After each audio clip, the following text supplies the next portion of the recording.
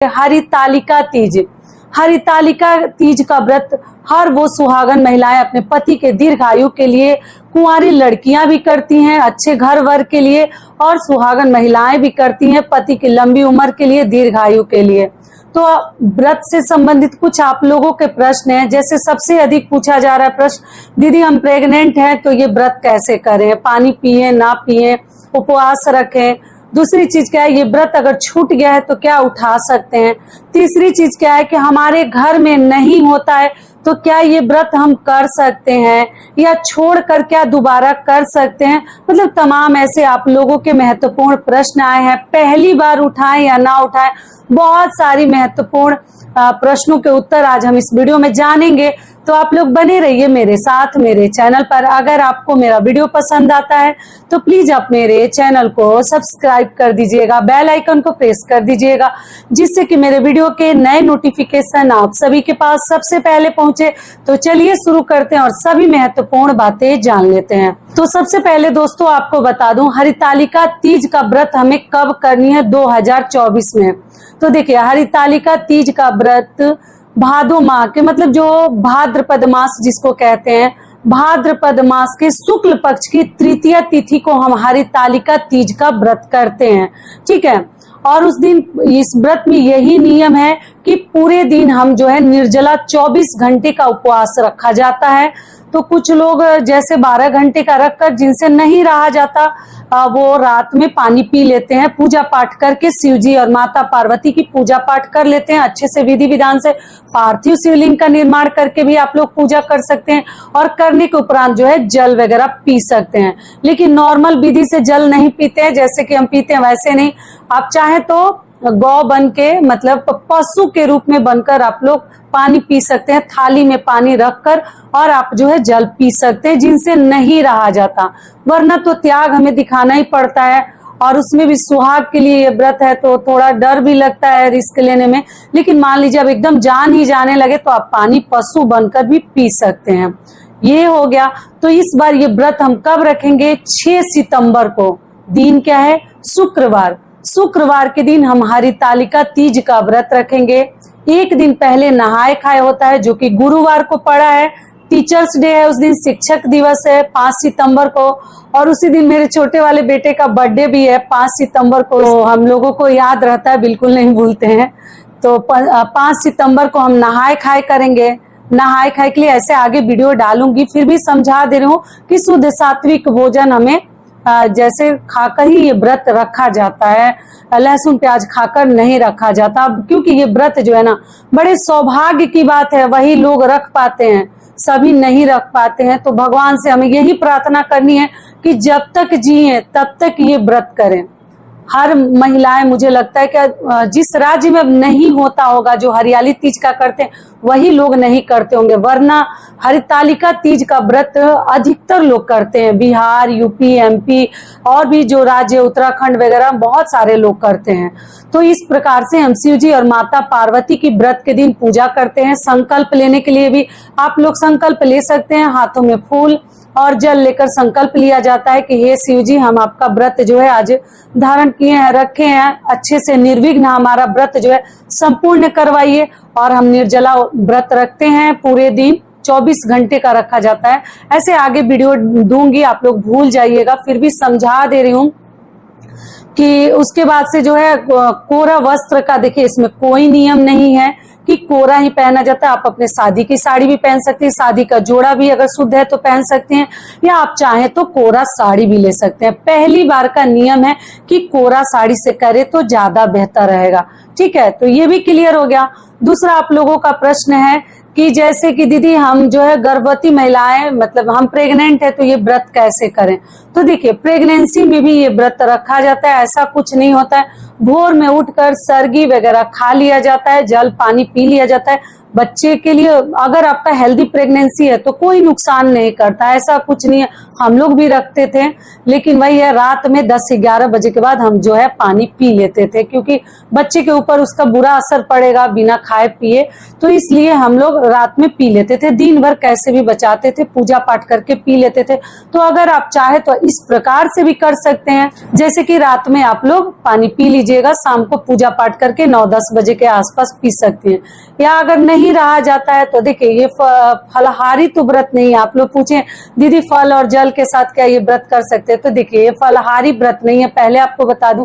लेकिन अब नहीं रहा जाता, अगर आपका कुछ मतलब प्रॉब्लम है प्रेगनेंसी में तो रिस्क भी लेना सही नहीं है, तब आप लोग जल फल पे रखिएगा, वरना नहीं रखा जाता है। ये क्लियर हो गया। और आप लोग श्रद्धा से चाहें सब कुछ सही है तो रख सकती हैं। दूसरा आप लोगों का प्रश्न है कि जैसे दीदी हमारे घर में नहीं होता है तो ये व्रत मुझे करने का बहुत शौक हो रहा है, मन हो रहा है, तो क्या कर सकते हैं? जी बिल्कुल कर सकते हैं। अगर आपके घर में कोई जानता ही नहीं है और ऐसा कुछ नहीं है कि मान है, मतलब व्रत जो है मतलब जो रखा है उनके साथ कुछ गलत हुआ है, तब तो आपको डरने की बात ही नहीं है।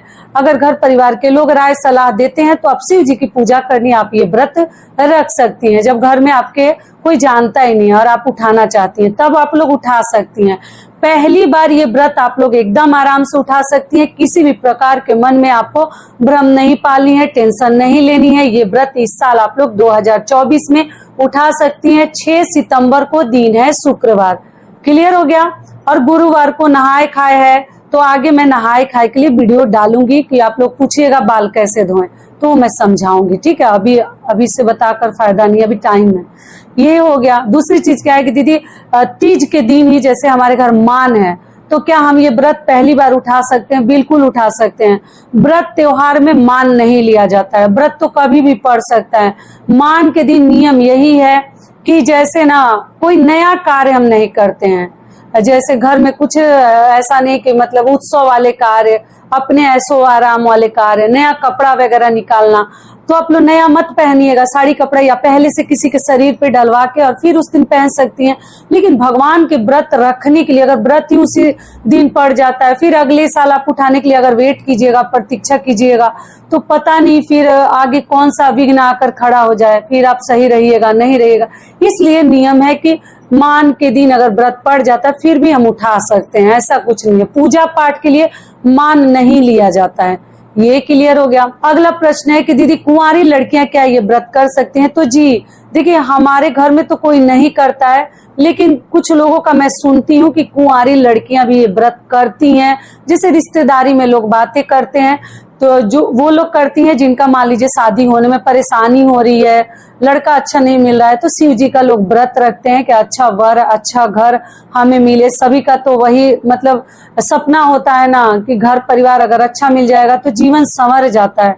और आप कितना भी अच्छे हो, घर परिवार अच्छा नहीं है तो जीवन जो है नर्क हो जाता है या तो बर्बाद हो जाता है। तो इसलिए शिव जी का लड़कियां भी व्रत रखती हैं। लेकिन लड़कियों के इतना सब करने की जरूरत नहीं। अब केवल व्रत रखकर शिव जी की पूजा करके रहा जाता है तो 24 घंटे का रहिए, नहीं रहा जाता है तो शाम को आप लोग जल ग्रहण कर सकती हैं। फल फलाहार तो नहीं करनी चाहिए, बाकी आप अपनी शारीरिक क्षमता के अनुसार किसी भी कार्य को कीजिएगा। ये हो गया। अगला आप लोगों का प्रश्न है कि जैसे व्रत हमारा छूट गया है तो क्या करे दीदी? छूट गया है, किसी मजबूरी में छूट सकता है, लेकिन कुछ ऐसे घर हैं जहां एक बार छूट जाता है ना तो कोई नहीं करता है, मतलब फिर दोबारा नहीं उठाते हैं। या अगर नहीं करने लायक रहता है तो घर के पुरुष कर लेते हैं, उनके पति कर लेते हैं, लेकिन छूट जाने पे उठाते ही नहीं है। लेकिन हम लोग के घर में मतलब हमारे राज्य में ऐसा नहीं है। अगर छूट भी जाता है हमारे घर में भी तो मान लीजिए मजबूरी में आप ऑपरेशन थिएटर में है, मान लीजिए आपको डिलीवरी हुआ है या किसी रोग से ग्रसित थी, नहीं कर पाई, तो कैसे कीजिएगा? तो ऐसे में जो है आप दोबारा से उठा सकती है, भगवान से प्रार्थना करके फिर से आप संकल्प लेकर व्रत रख सकती हैं। ये क्लियर हो गया। अगला प्रश्न क्या है कि जैसे हम जो है ये व्रत क्या इस साल अगर मान लीजिए किसी कारणवश नहीं कर पाते हैं तो क्या अगले साल फिर से कर सकते हैं? तो देखिए नियम तो है कि छोड़नी नहीं चाहिए। नियम तो यही कहता है कि कभी हमें व्रत छोड़ छोड़कर नहीं उठानी चाहिए। अब कुछ ऐसी मजबूरी एकदम सामने आकर खड़ी हो जाती है तभी हमें ये व्रत नहीं करनी चाहिए, ठीक है, छोड़नी चाहिए। वरना मान लीजिए कि अगर हो पाता है तो आप तो पति से रखवा लीजिए, या आप मान लीजिए पति से नहीं रहा जाता है तो केवल पूजा पाठ करके शाम तक भी रह जाते हैं तो बहुत है, ठीक है, क्योंकि पति लोगों से व्रत रखना इतना आसान नहीं है, संभव नहीं है। तो आप देख लीजिएगा, ठीक है, लेकिन कोशिश करें कि ना छूटे आपका व्रत। ये क्लियर हो गया। अगला प्रश्न क्या है कि दीदी जैसे हम किसी साड़ी कपड़े पे कुछ खाए पिए हैं, वेज खाना ही खाए हैं, जैसे शादी का हमारा जो है लहंगा वगैरह है, तो क्या करें? तो देखिए, हो सके तो ड्राई क्लीन करवा लीजिए। अगर नहीं हो पाता है, मान लीजिए किसी कारणवश, तो गंगा जल का छिड़काव करके भी आप लोग पहन सकती हैं। ठीक है, नियम तो है कि जूठा मतलब नहीं पहननी चाहिए, और नॉनवेज खाई है तो बिल्कुल मत पहनिएगा। लेकिन मान लीजिए लहंगा वगैरह जो है लफड़ा है, उसको धोने में, फिर देने में, लाने में, गांव में बहुत सारी बहनें हैं, नहीं हो पाएगा। आप क्या कीजिएगा, कोई साफ स्वच्छ वस्त्र धारण करके पहले पूजा कर लीजिएगा। और मान लीजिए मन नहीं मानता है ना जूठा पहनने का, और आप जो उसके बाद लहंगा वगैरह पहन लीजिए, बहुत सारे लोग फोटो रील वगैरह बनाते हैं, तो उसके बाद भी पहन सकते हैं। लेकिन शिव जी की पूजा अगर स्वच्छ पहनकर करे तो ज्यादा बेहतर है। लेकिन मान लीजिए प्रसाद वगैरह खाई है किसी कारणवश, तब आप गंगा जल डालकर भी शुद्ध कर सकते हैं छिड़काव करके। तो यही सब कार्य